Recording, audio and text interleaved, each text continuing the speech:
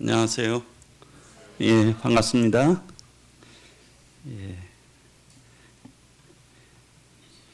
명절들 잘 세셨죠? 또 우리 성도님들 중에는 먼 곳을 이렇게 다녀오신 분들도 있으셔서 오늘 또 어쩌면 좀 피곤하실 수도 있는데 또 함께 해주셔서 감사를 드립니다. 오늘은 계속해서 좀 요엘서로 말씀을 드리도록 하겠습니다. 오늘 말씀은 요엘서 2장 18절부터 32절까지 말씀인데요.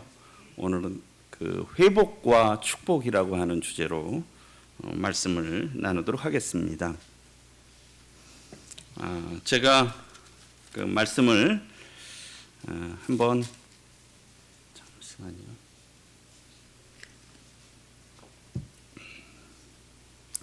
제가 한번 2장을 전체를 한번 좀 빠른 속도로 한번 읽어보도록 하겠습니다. 오늘 말씀은 2장 18절부터 32절까지지만 지난번에 했던 2장 부분 같이 해서 읽어드리도록 하겠습니다. 시온에서 나팔을 불며 나의 거룩한 산에서 경고의 소리를 질러 이 땅 주민들로 다 떨게 할지니 이는 여호와의 날이 이르게 됨이니라. 이제 임박하였으니 곧 어둡고 캄캄한 날이요 짙은 구름이 덮인 나이라. 새벽빛이 산 꼭대기에 덮인 것과 같으니 이는 많고 강한 백성이 이르렀음이라. 이와 같은 것이 옛날에도 없었고 이후에도 대대에 없으리로다. 불이 그들의 앞을 사르며 불꽃이 그들의 뒤를 태우니 그들의 예전의 땅은 에덴 동산 같았으나 그들의 나중의 땅은 황폐한 들 같으니 그것을 피한 자가 없도다. 그의 모양은 말 같고 그 달리는 것은 기병 같으며 그들이 산꼭대기에서 뛰는 소리는 병거 소리와도 같고 불꽃이 건물을 사르는 소리와도 같으며 강한 군사가 줄을 벌이고 싸우는 것 같으니 그 앞에서 백성이 질리고 무리의 낯빛이 하얘졌도다. 그들이 용사같이 달리며 무사같이 성을 기어오르며 각기 자기의 길로 나아가되 그 줄을 이탈하지 아니하며 피차에 부딪히지 아니하고 각기 자기의 길로 나아가며 무기를 돌파하고 나아가나 상하지 아니하며 성중에 뛰어 들어가며 성 위에 달리며 집에 기어오르며 도둑같이 창으로 들어가니 그 앞에서 땅이 진동하며 하늘이 떨며 해와 달이 캄캄하며 별들이 빛을 거두도다. 여호와께서 그의 군대 앞에서 소리를 지르시고 그의 진영은 심히 크고 그의 명령을 행하는 자는 강하니 여호와의 날이 크고 심히 두렵도다. 당할 자가 누구이랴. 여호와의 말씀에 너희는 이제라도 금식하며 울며 애통하고 마음을 다하여 내게로 돌아오라 하셨나니 너희는 옷을 찢지 말고 마음을 찢고 너희의 하나님 여호와께로 돌아올지어다. 그는 은혜로우시며 자비로우시며 노하기를 더디하시며 인애가 크시사 뜻을 돌이켜 재앙을 내리지 아니하시나니 주께서 혹시 마음과 뜻을 돌이키시고 그 뒤에 복을 내리사 너희 하나님 여호와께 소제와 전제를 드리게 하지 아니하실는지 누가 알겠느냐. 너희는 시온에서 나팔을 불어 거룩한 금식일을 정하고 성회를 소집하라. 백성을 모아 그 모임을 거룩하게 하고 장로들을 모으며 어린이와 젖먹는 자를 모으며 신랑을 그 방에서 나오게 하며 신부도 그 방에서 나오게 하고 여호와를 섬기는 제사장들은 낭실과 제단 사이에서 울며 이르기를 여호와여 주의 백성을 불쌍히 여기소서. 주의 기업을 욕되게 하여 나라들로 그들을 관할하지 못하게 하옵소서. 어찌하여 이방인으로 그들의 하나님이 어디 있느냐 말하게 하겠나이까 할지어다. 이것이 여기 17절까지가 지난번에 나눴던 말씀이고요. 오늘 18절부터 제가 오늘 나눌 말씀을 읽어드리도록 하겠습니다. 그때에 여호와께서 자기의 땅을 극진히 사랑하시어 그의 백성을 불쌍히 여기실 것이라. 여호와께서 그들에게 응답하여 이르시기를 내가 너희에게 곡식과 새 포도주와 기름을 주리니 너희가 이로 말미암아 흡족하리라. 내가 다시는 너희가 나라들 가운데에서 욕을 당하지 않게 할 것이며 내가 북쪽 군대를 너희에게서 멀리 떠나게 하여 메마르고 적막한 땅으로 쫓아내리니 그 앞에 부대는 동해로 그 뒤에 부대는 서해로 들어갈 것이라. 상한 냄새가 일어나고 악취가 오르리니 이는 큰 일을 행하셨음이니라 하시니라. 땅이여 두려워하지 말고 기뻐하며 즐거워할지어다. 여호와께서 큰 일을 행하셨음이로다. 들짐승들아 두려워하지 말지어다. 들의 풀이 싹이 나며 나무가 열매를 맺으며 무화과 나무와 포도나무가 다 힘을 내는도다. 시온의 자녀들아 너희는 너희 하나님 여호와로 말미암아 기뻐하며 즐거워할지어다.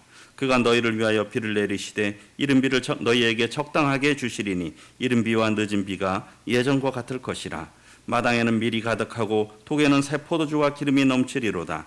내가 전에 너희에게 보낸 큰 군대 곧 메뚜기와 느치와 황충과 팥중이가 먹은 횟수대로 너희에게 갚아주리니 너희는 먹되 풍족히 먹고 너희에게 놀라운 일을 행하신 너희 하나님 여호와의 이름을 찬송할 것이라. 내 백성이 영원히 수치를 당하지 아니하리로다.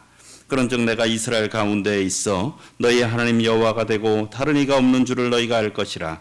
내 백성이 영원히 수치를 당하지 아니하리로다.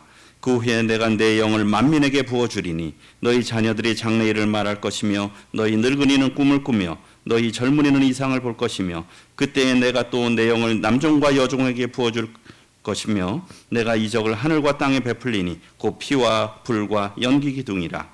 여호와의 크고 두려운 날이 이르기 전에 해가 어두워지고 달이 핏빛같이 변하려니와 누구든지 여호와의 이름을 부르는 자는 구원을 얻으리니 이는 나 여호와의 말대로 시온산과 예루살렘에서 피할 자가 있을 것이며 남은 자 중에 나 여호와의 이름을 부를 자가 있을 것임이니라.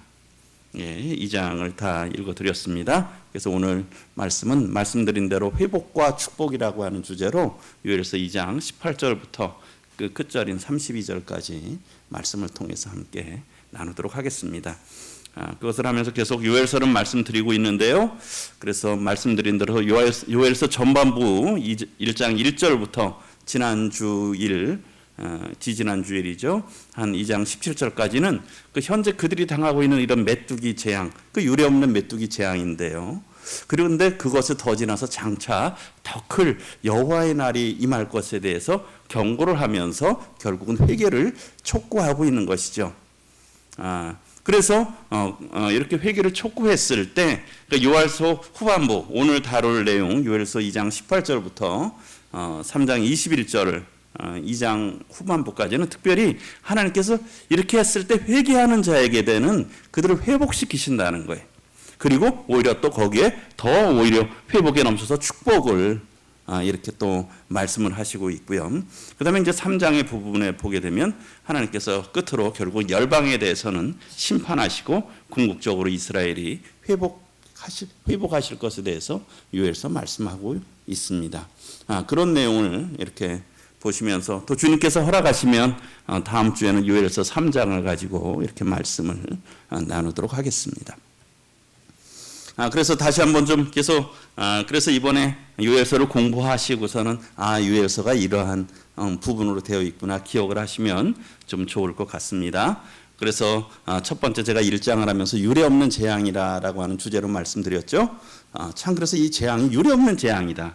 그래서 이런 하나님의 이런 어미하신 경고를 모든 사람이 다 마음에 새겨서 들으라는 것이고요. 그 들은 것을 또 자기 자녀들에게 말하라라고 하는 것이죠. 잘 들어야 잘 말할 수 있잖아요. 그래서 분명히 알아듣도록 말을 해야 되는데 그런 현재 그런 상황이 굉장히 황폐한 상황이라는 것이죠. 메뚜기 여러 단계에서 계속 먹고 남긴 것, 또 먹고 남기고 그런 걸 3차례, 4차례 이렇게 반복하는 황폐한 상황이라는 것입니다.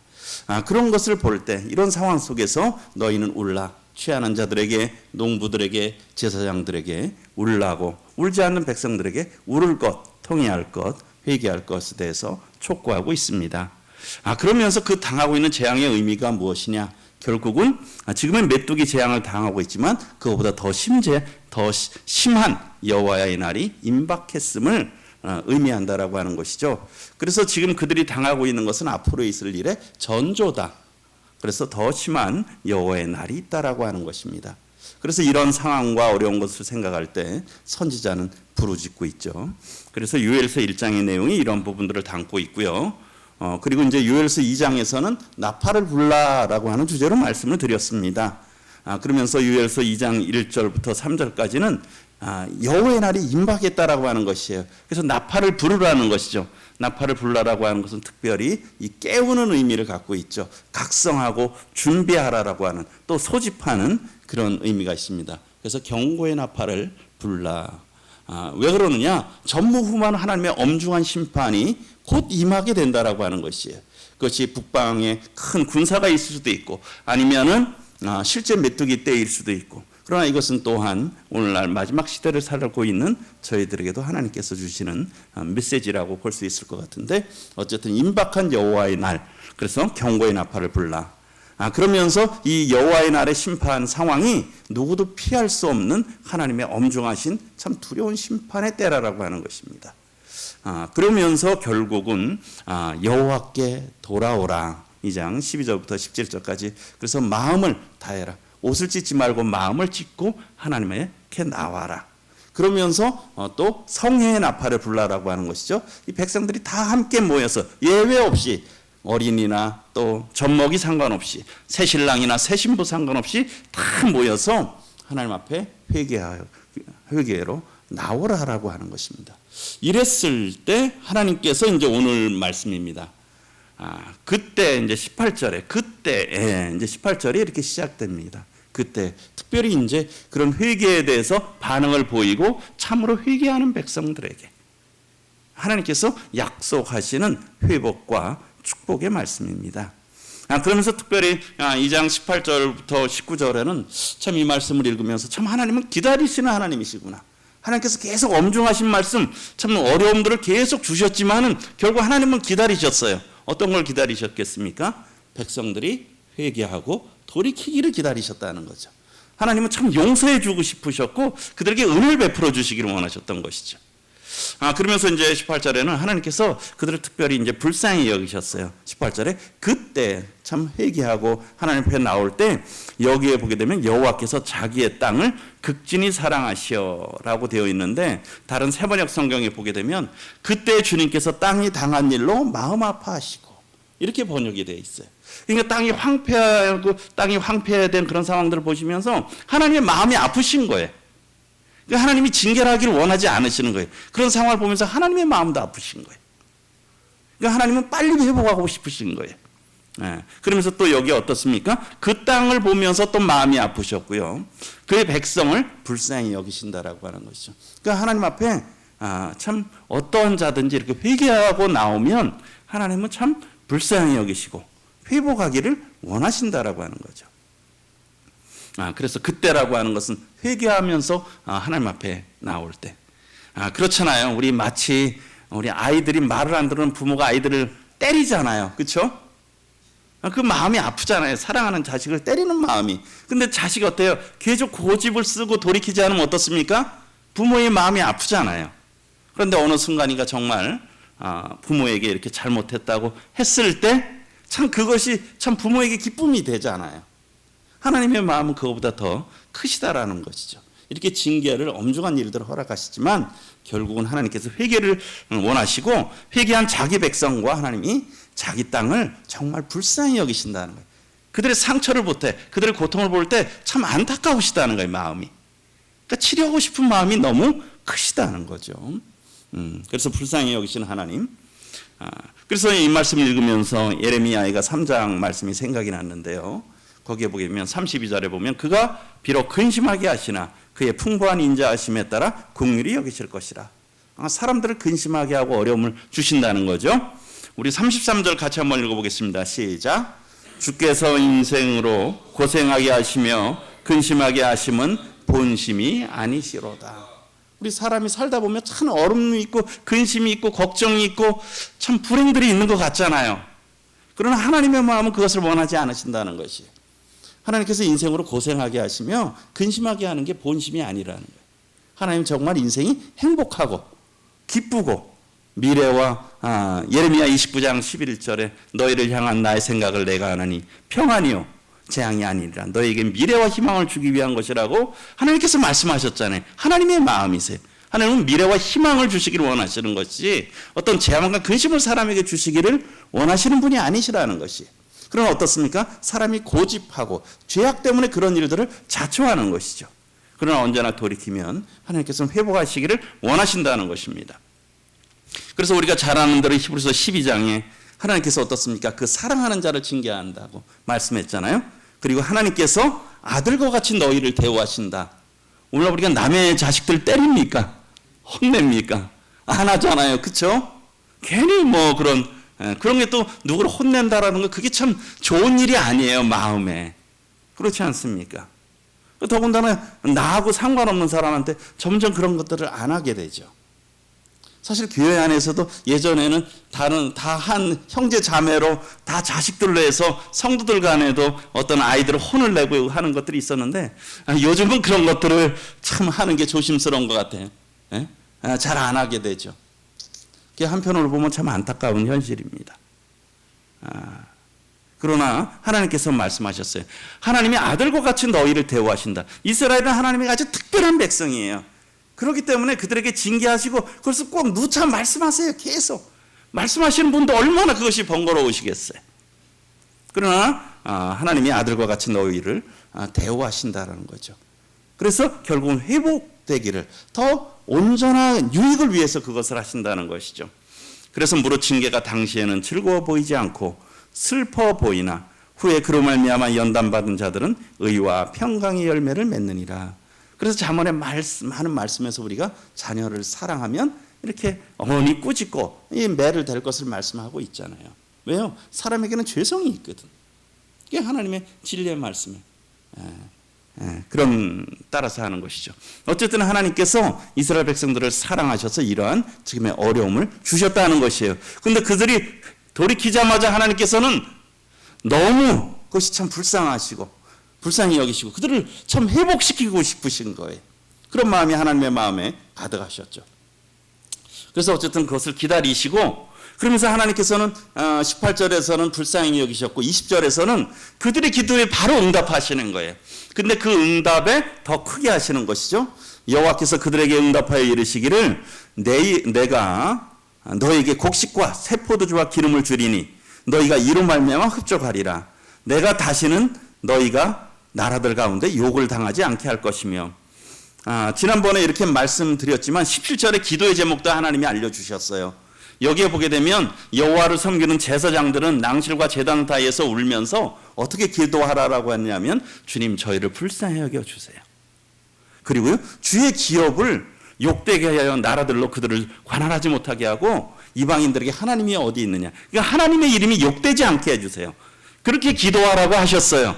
그렇죠? 그냥 하나님의 이름을 봐요. 우리를 불쌍히 여겨주세요. 우리의 음식이나 그런 것들에 대해서는 구하는 건 그런 거는 그냥 언급하지 않으셨고 이렇게 구하라고 했어요. 근데 하나님께서는 어떻게 응답하셨습니까? 하나님께서 그들의 필요를 아셨어요. 너희의 곡식과 새 포도주와 기름이 필요한 걸 아셨죠. 내가 그것을 너에게 주겠다. 하나님 기도의 이상으로 그들에게 갚아주신 것을 이렇게 보게 돼요. 그러면서 그것으로 너희가 흡족하게 하고 그 다음에 참 하나님의 이름을 위하여 이방인들이 우리를 통치하지 못하게 하기를 구했는데 여기서 보게 되면 다시는 너희가 나라들 가운데서 너희가 욕을 당하지 않겠다. 하나님께서 사람들의 입장에서 그들의 필요를 다 공급해 주신 것을 보게 됩니다. 그러니까 하나님께서는 사람이 무엇이 지금 어려운지 무엇이 필요한지 아신다는 거예요. 그렇게 돌이키는 백성들에게 하나님께서 차고 넘치도록 은혜에 대해서 또 기도에 대해서 응답하시는 하나님인 것을 보게 됩니다. 그래서 하나님께서는 이방인들에게 욕을 당하지 않게 하셨을 뿐만 아니라 땅의 복과 영적인 나중에 보면 영적인 복도 땅의 복도 주시고 영원한 영적인 복도 하나님께서 오늘 나중에 다루겠지만 그런 부분들을 다 주시는 거예요. 이 회개하는 자에게 돌이키는 자에게. 그러면서 특별히 이제 2장 20절부터 27절에는 특별히 이 땅에서 사람들이 지금 필요한 것에 대해서 하나님께서 다시 복을 주시는 회복하시는 하나님이시죠. 그들에게 이제 가장 필요한 것은 무엇입니까? 적들의 압제를 당하고 있잖아요. 이방인들이 침공했잖아. 이방 군대가 왔잖아요. 안정을 잃어버렸잖아요. 그러니까 하나님 어떻습니까? 적들을 쫓아내시죠. 20절에 내가 북쪽 군대를 너에게서 멀리 떠나게 하여 메마르고 적막한 땅으로 쫓아내린다. 그리고 그 앞에 보면 동해, 아마 사해로 보입니다. 그리고 서해는 이런 지중해로 그들이 들어갈 것이다. 그래서 그들을 하나님이 다 죽이셔서 상한 냄새가 일어나고 악취가 오르게 그들을 하나님께서 다 멸하시겠다는 거예요. 우리 아스루 군대가 참 히스기야 시대 때 왔잖아요. 하나님께서 그들을 다 이렇게 죽여버리시는, 멸하시는 그런 일들이 실제로 역사적인 그런 일들로 일어나잖아요. 하나님께서 그 압제하는 적들을 다 몰아버리시겠다는 거죠. 그래서 적들을 쫓으시는 하나님, 그래서 적을 쫓으시고 무찌르시는 하나님이 이러한 큰 일을 행하신다는 거예요. 우리가 나라를 생각할 때도 가장 우리 중요한 부분이 뭡니까? 안보적 문제 아닙니까? 그렇죠? 안보잖아요. 그 다음에는 뭡니까? 먹고 사는 문제 아니에요? 경제적 문제 아니에요? 여기 이스라엘도 마찬가지 주변에 안보의 문제예요. 그 적들을 다 쫓아낸 거예요. 그 다음에는 뭡니까? 먹고 사는, 요즘 먹사이즘이라든가 뭐 새로운 요즘 용어가 나오던데, 먹고 사는 거 하나의 어떤 정책으로 나오던데, 이런 것들이 이런 것들인데, 어쨌든 이것은 어느 시대나 동일한 것이에요. 안보적으로 굉장히 위협 가운데 있기 때문에 하나님께서 적들을 쫓아내 버리시겠다. 그리고요, 이제는 먹고 사는 문제를 하나님께서 언제부터 안 나왔습니까?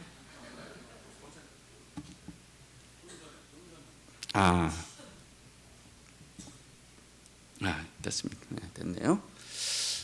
예. 그 다음에는 하나님께서 땅과 그 산물을 회복하시는 거예요. 21절에 보게 되면 땅이여 두려워하지 말고 기뻐해라, 즐거워해라, 여호와께서 큰 일을 행하신다. 그 다음에 들짐승들아, 앞에 보게 되면 땅이 울었잖아요. 그렇죠? 들짐승들이 울었잖아요. 예, 하나님께서 회복시키시는 거예요. 땅이여 즐거워하고 기뻐해라.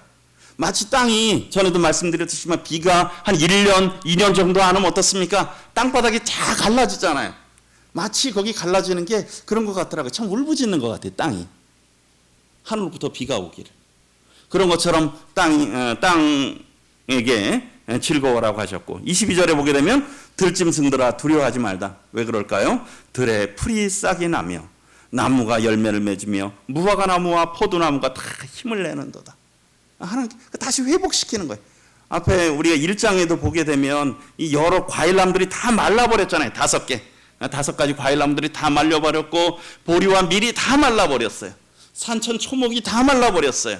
나무가 다 벗겨져서 하얗게 돼버렸어. 그런데 하나님께서 이제 회복시키신다는 거죠. 그래서 땅이여 들짐승들아 두려워하지 말고 기뻐하라. 하나님께서 은혜를 베푸시겠다. 그래서 땅과 들짐승들이 회복으로 인해서 기뻐한다는 것이에요. 그리고 참 이 말씀을 하면서 로마서 8장에 보게 되면, 로마서 8장에 그 바라는 것은 피조물도 썩어짐에 종로로 산 데서 해방되어 하나님의 자녀들의 영광에 자유에 이르는 것이니라. 피조물이 다 이제까지 함께 탄식하며 함께 고통을 겪고 있는 것을 우리가 아느니라. 우리가 나중에 만물이 회복될 때, 지금 사실은 사람이 죄를 졌잖아요. 그렇죠? 아담과 하와가 범죄하면서 그때 어떻습니까? 땅이 저주를 받았잖아요. 가시와 엉겅퀴를 낼 수밖에 없는 것이, 땅이 저주받았어. 그리고 거기에 있는 이 동식물들이 다 저주를 받은 거예요. 그래서 사람뿐만 아니라 지금 모든 피조물들이 탄식하고 있어요. 참 사람이 참 중요한 존재죠. 그렇죠? 중요한 존재입니다. 사람으로 하여금 하나님께서 모든 것을 다스리라고 주신 거잖아요. 그리고 땅을, 모든 동식물을 사람을 위해서 주셨어. 근데 사람이 죄를 지으니까 거기가 다 황폐하게 되는 거예요. 이 당시에도 백성들이 하나님 앞에 죄를 범하니까 땅과 이 동식물들이 다 이렇게 고통 가운데 있는 것처럼 지금도 그렇다는 것이죠.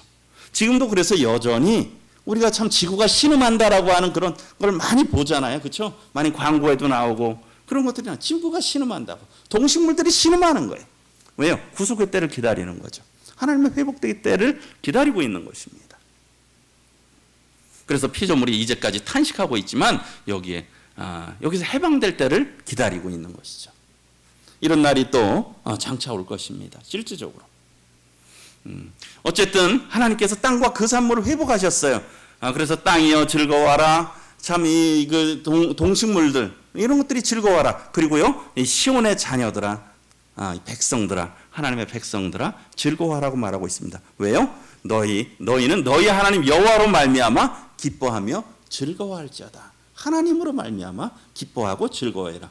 왜요? 하나님께서 그가 너희를 위해서 비를 내리시되 이른비, 우리가 10월이나 11월 이스라엘은 가을에 내린 비를 이른비라고 이렇게 하잖아요. 그렇죠? 그 파종할 수 있는 이른 비. 그 다음에 늦은 비, 이 봄에 내리는 비, 곡식이 더 알차게 하고 풍성하게 하는 비를 예전과 같이 다시 주시겠다는 것이. 이것은 하나님의 은혜입니다. 하나님의 은혜예요. 참 이번이 추석이잖아요, 그렇죠? 참 감사한 때죠. 우리가 다른 미국에는 이 추수 감사절, 추수에 대해서 감사하는 거잖아요. 참 좋은 계절입니다. 좋은 계절이죠. 하나님께 주신 모든 것들로 인해서 그 감사하고 그것을 함께 나누는 것, 이게 하나님의 은혜입니다. 그래서 어떻습니까? 마당에는 밀이 가득하고 독에는 새포도주와 기름이 넘치리로다. 그러면서 25절에 내가 전에 너에게 보낸 큰 군대 곧 메뚜기와 느치와 황충과 팥중이가 먹은 횟수대로 너에게 갚아주리니.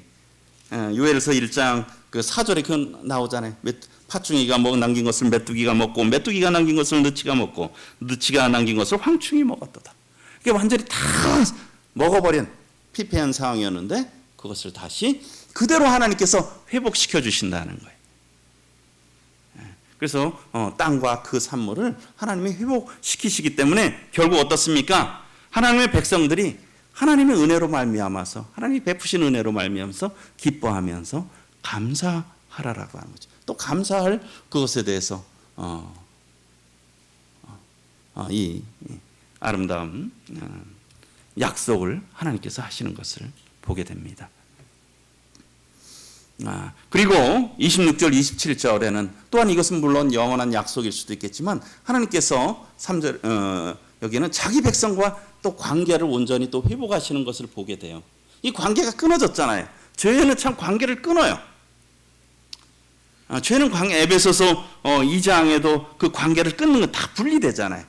이방인과 유대인이 분리가 되고 하나님과 이 사람들이 분리가 되잖아요. 또 이사야서 59장 2절에 있는 죄가 너희와 하나님 사이를 갈랐다라고 말씀하고 있잖아요. 죄는 분리를 갖고 와요. 그러나 회개하고 돌이킬 때 하나님께서는 용서하시고 관계가 회복되죠. 하나님과 친밀한 관계가 되는 겁니다. 이것은 우리 성도들의 삶에도 실질적으로 마찬가지잖아요.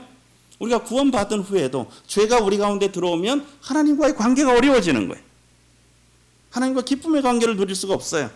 시편 51편에서 다윗이 하나님 앞에 부르짖잖아요. 우리 아내 밧세바를 취하노니. 그가 모든 기쁨을 상실했잖아요. 어떤 능력을 상실했잖아요. 그러나 그가 하나님 앞에 회개했을 때 하나님께서 은혜 베푸셨는데 어쨌든 자기 백성과 관계를 하나님께서 회복하시는 것을 보게 됩니다. 26절에 보게 되면 너희는 먹되 풍족히 먹고 하나님께서 참 만족하셨잖아요. 그들의 필요를 만족하게 하셨어요.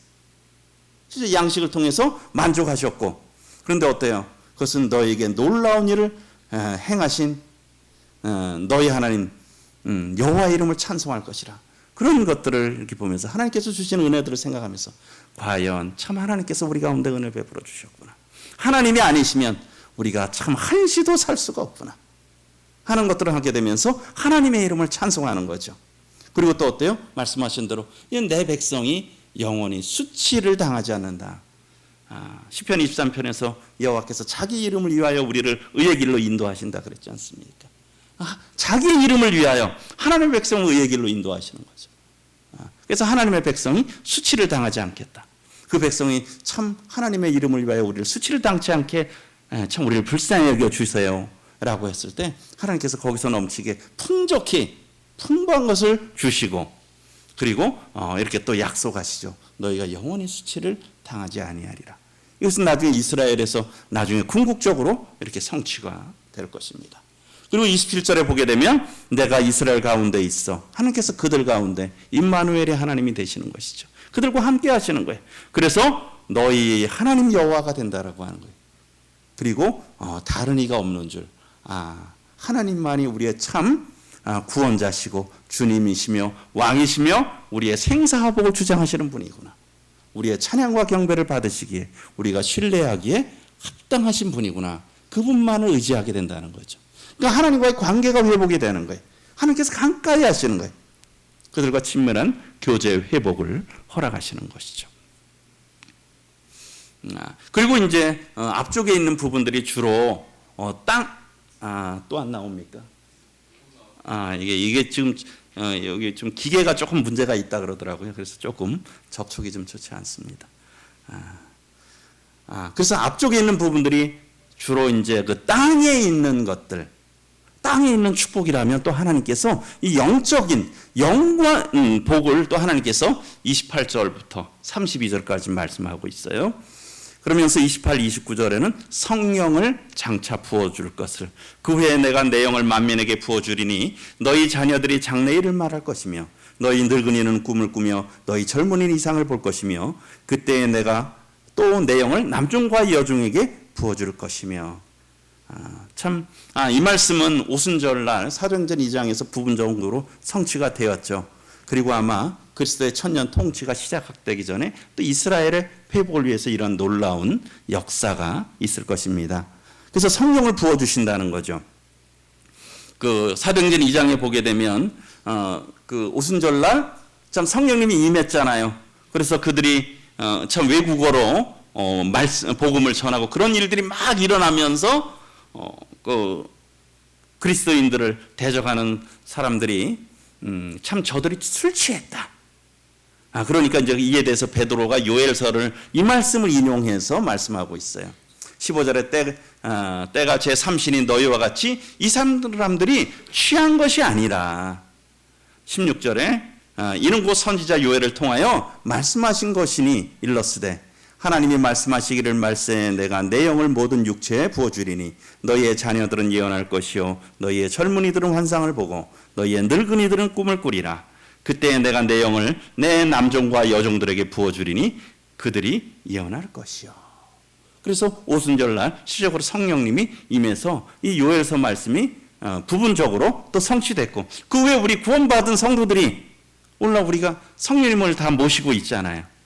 이런 것들이 우리 가운데 또 계속 그 말씀대로 이루어지는 것들을 보게 됩니다.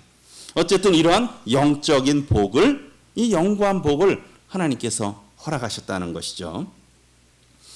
그러면서 그 30절 31절에는 다시 이제 상황이 바뀌어서 여호와의 날에 두려운 상황들에 대해서 말씀하고 있어요. 내가 이적을 하늘과 땅에 베풀리니 곧 피와 불과 연기 기둥이라.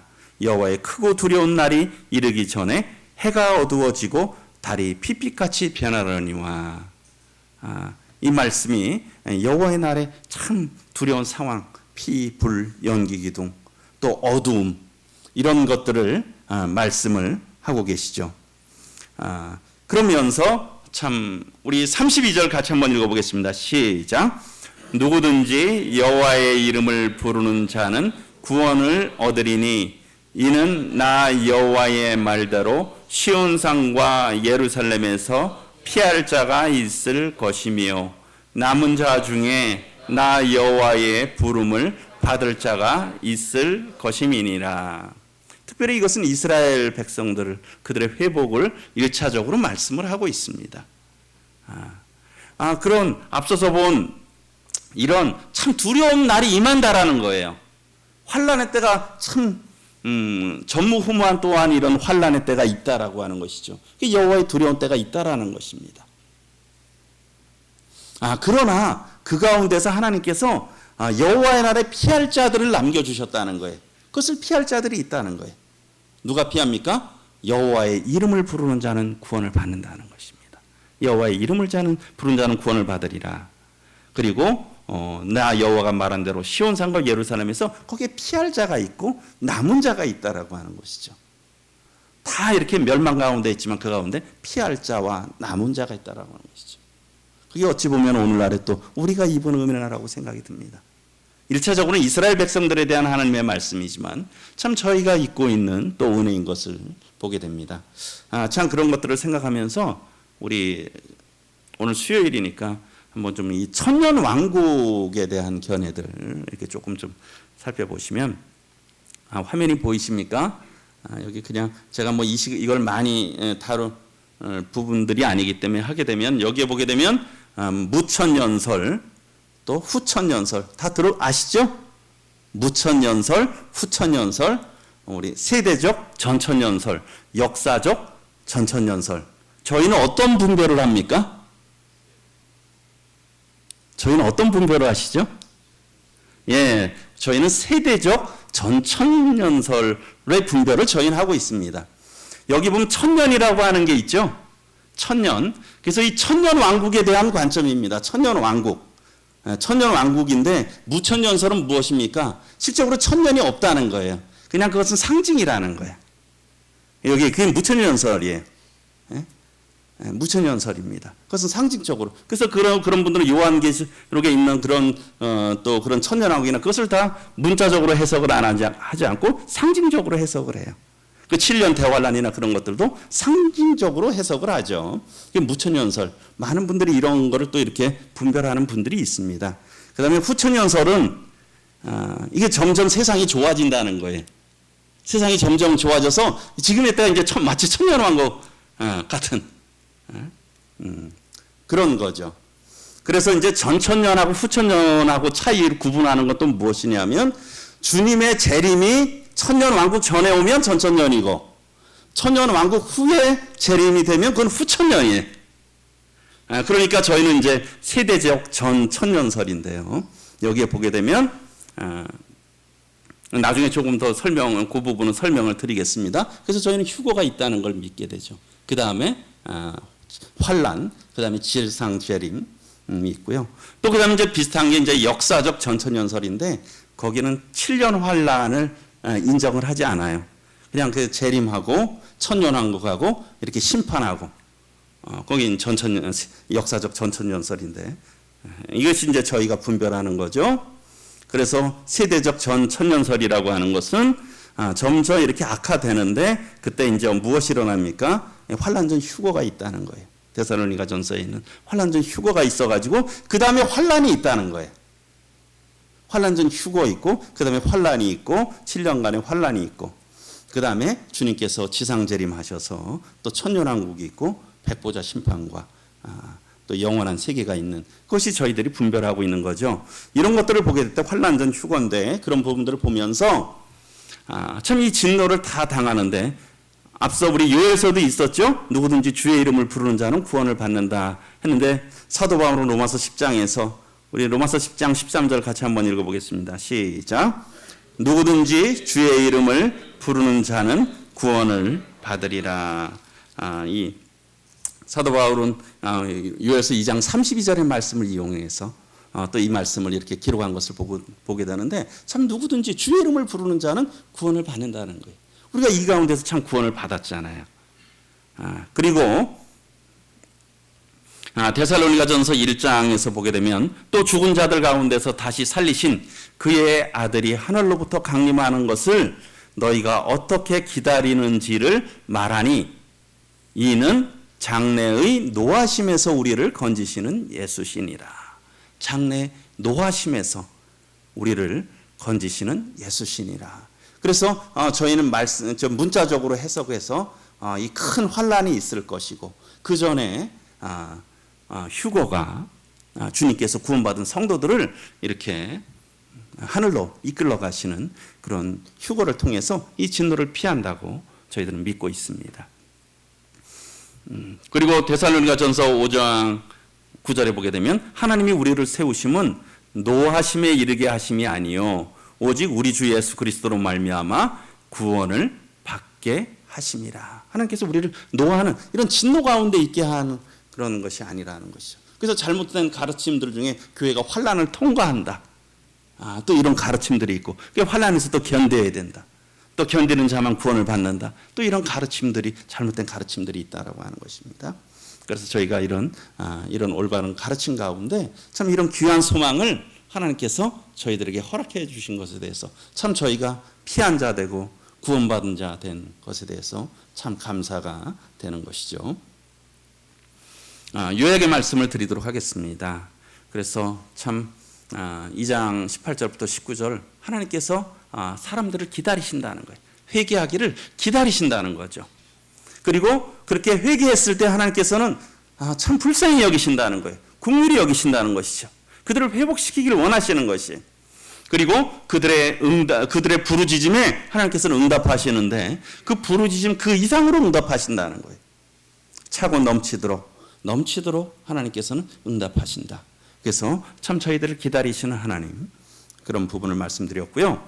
하나님께서는 그러셔서 결국은 회복을 하시고 이 복을 주시는 거죠. 그러면서 이 땅의 복을 또 하나님께서 허락하시죠. 가장 또 그들에게 어려움을 주고 있는 적들을 하나님께서 쫓으시는 거예요. 그들의 대적들을 하나님께서 쫓아내시고요. 그 다음에 먹을 것이 없었잖아요. 땅이 황폐했잖아요. 그래서 땅과 그 산물을 하나님께서 또 회복시키시고, 그 다음에 하나님과의 관계 속에서 어려워진, 나뉘어진 그런 관계를 하나님이 온전히 회복하셔서 하나님은 참 그들의 하나님이 되시고 그들은 하나님의 백성이 되는 이런 온전한 관계의 회복이 돼서 하나님 앞에 감사하고 예배드리고, 하나님은 또 그들에게 사랑을 베푸시고, 이런 아름다운 관계의 회복이 된다라고 하는 것입니다. 이것이 언제 회개하고 하나님 앞에 돌이킬 때 하나님께서는 그러한 은혜를 베푸신다는 것이죠. 그리고 하나님께서는 잠시 이 땅에서의 복만 허락하실 뿐만 아니라 영구한 영적인 복도 하나님께서 허락하셨다는 것입니다. 그래서 성령을 부어주셨죠. 성령을 부어주셨어요. 그래서 하나님의 자녀로서 그 인치셨잖아요. 그런 것을 약속하셨고 또 그 오순절날 실제 이루셨고, 아마 장차 이스라엘에서는 천년왕국전에 그러한 놀라운 역사를 이루어 주실 것입니다. 그리고 여호와의 날에 참 두려운 상황이고 어려운 상황이지만 여호와의 날을 피할 자들을 남겨주셨다는 거죠. 주의 이름을 부르는 자는 구원을 받는다. 피할 자를 하나님께서 남겨두셨다는 것입니다. 이런 말씀을 생각하면서 제가 교훈받은 부분을 말씀드리면, 참 하나님께서는 회개를 정말 기다리신다는 거예요. 돌이키기를 정말 기다리신다는 거예요. 그리고 그렇게 했을 때 어때요? 기다리시고 돌이킬 때 온전히 그 이상으로 회복시키시는 하나님이시라는 거죠. 하나님께서 참 그때 돌이킬 때 자기의 땅을 극진히 여기고 불쌍히 여기시고 그 백성을 불쌍히 여기신다는 것입니다. 그래서 다윗이 시편 51편에서 그랬지 않습니까? 하나님께서 구하시는 제사가 있는데 그것은 상한 심령이라는 것이죠. 그것은 참 통회하는 심령이라는 거예요. 하나님 앞에 참 겸손히 무릎 꿇는 통회하는 마음, 이 상한 심령이죠. 그래서 하나님이요 상하고 통회하는 마음을 여기에 보게 되면 어떻습니까? 주께서 멸시하지 않는다. 하나님께서 그런 마음을 멸시하지 않으신다는 거예요. 저의 삶을 그렇게 봐도 그렇더라고요. 어떤 회개가 큰 것들도 있고 아주 적은 부분들도 있었지만 돌이켜 보게 되면 하나님께서 다 회복을 시키셨어요. 그렇지 않습니까? 성도님들이 이제까지 삶을 봐도 그렇지 않으십니까? 그것을 깊이 깨달은 적도 있고 좀 우리가 잘 흐릿한 기억들도 있을 수도 있죠. 그러나 평생을 걸쳐서 돌이켜 보면 한두 번의 아주 중요한 그런 시기가 있으셨을 거라고 생각이 들어요. 하나님 앞에 정말 이런 회개하고 돌이켰을 때 하나님께서 참 회복하시는 은혜. 저도 지금 와서 이렇게 성도들을 섬길 수 있고 강단에서 말씀을 나눌 수 있는 것도 하나님의 정말 은혜죠. 하나님의 참 차고 넘치는 은혜입니다. 그렇지 않습니까?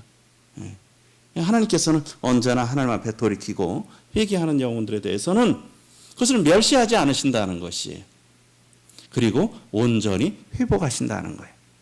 그것이 땅의 것이든 또 영적인 것이든 하나님과의 관계적인 것이든 그것을 회복하셔서 하나님께서 하나님 일에 함께 동행하게 하고 함께 걸어가게 하신다는 것이죠. 그래서 하나님께서는 정말 회개를 기다리신다.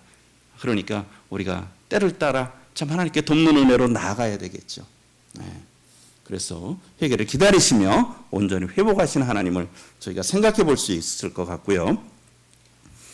그러면서 제가 참 이 아버지와 탕자 그 말씀이 또 생각이 났어요. 어떻습니까? 탕자가 정말 반성하고 한참 다 잃은 다음에 이에 일어나서 아버지께로 돌아갔잖아요. 근데 어떻습니까? 아버지는 아직도 거리가 먼데 이게 구도자들에게만 해당되겠습니까? 우리 성도들에게도 마찬가지 아니겠습니까? 아버지가 그를 보고 여기도 보니까 측은히 여겼대.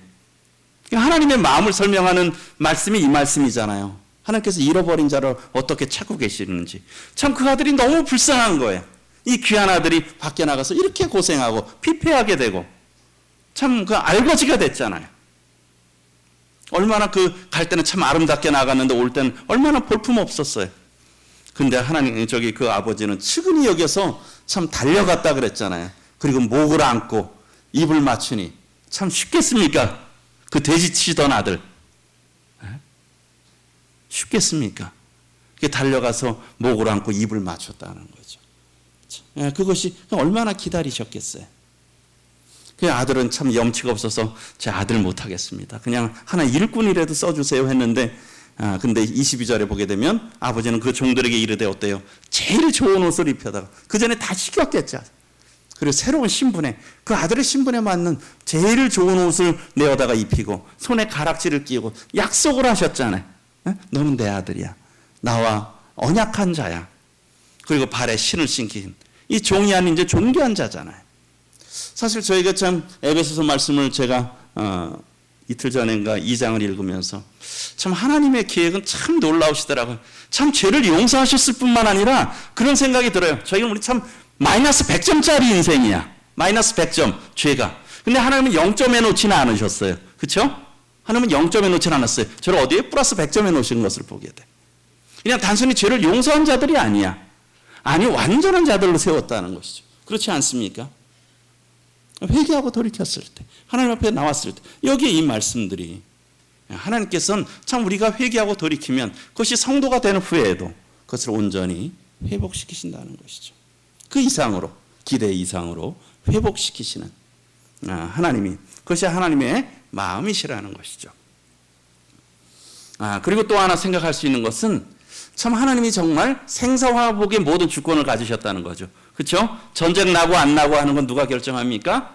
하나님이 결정하세요. 농사 잘 되고 안 되고 누가 결정하겠습니까? 하나님이 결정하시는 거예요.